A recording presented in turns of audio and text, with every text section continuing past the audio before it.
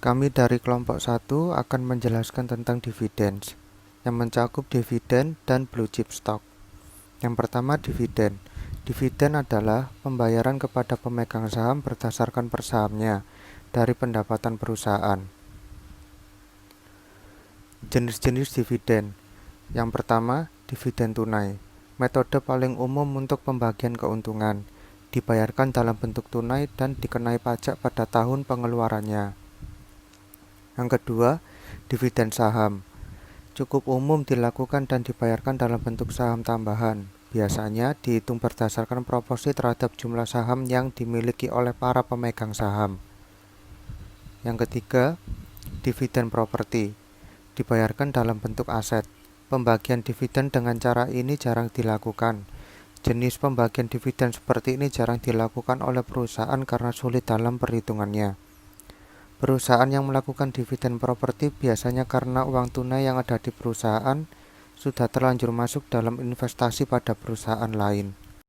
Dividen scrip adalah dividen yang dibayarkan dalam bentuk surat janji hutang.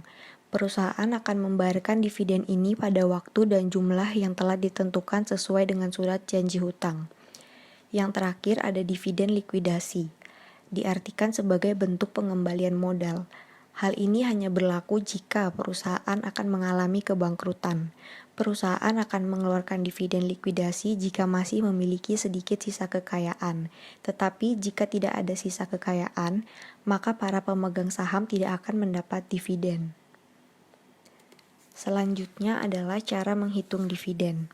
Ada dua cara, yaitu dividen sama dengan laba bersih dikurangi laba kotor, dan dividen per saham sama dengan dividen dibagi jumlah saham yang beredar.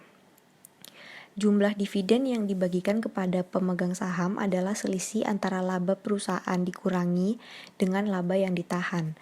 Pengertian laba yang ditahan sendiri adalah laba yang ditahan perusahaan agar bisa membiayai ekspansinya di masa yang akan datang.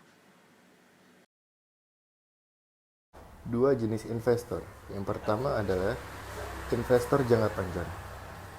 Investor jangka panjang yang memiliki dividen kecil dan tidak merasa terbebani jika perusahaan masih berekspansi. Investor jangka pendek. Investor jangka pendek yang mengharapkan dividen besar. Hal lain terkait dividen. Dividen payout ratio. Persentase dividen terhadap laba bersih dari perusahaan. Dividen yield. Dividen per saham dibagi dengan harga pasar saham. Dengan kata lain, keuntungan yang diberikan oleh perusahaan.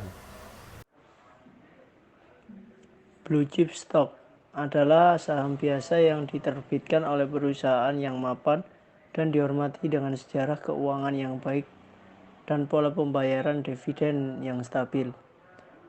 Contoh perusahaan dengan kategori saham blue chip: PT Bank Sentral Asia Tbk, BBCA, PT Bank Rakyat Indonesia atau Persero Tbk, BBRI, PT Astra International Tbk,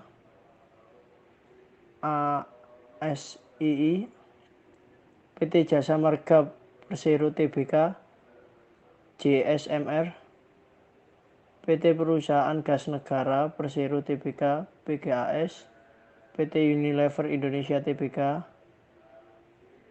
UNVR, PT Telekomunikasi Indonesia Persero Tbk, TLKM, PT Bukit Asam Persero Tbk, PTBA, PT Astra Argo Lestari Tbk, AALI, dan PT Indofood Sukses Makmur Tbk, INDF. Terima kasih.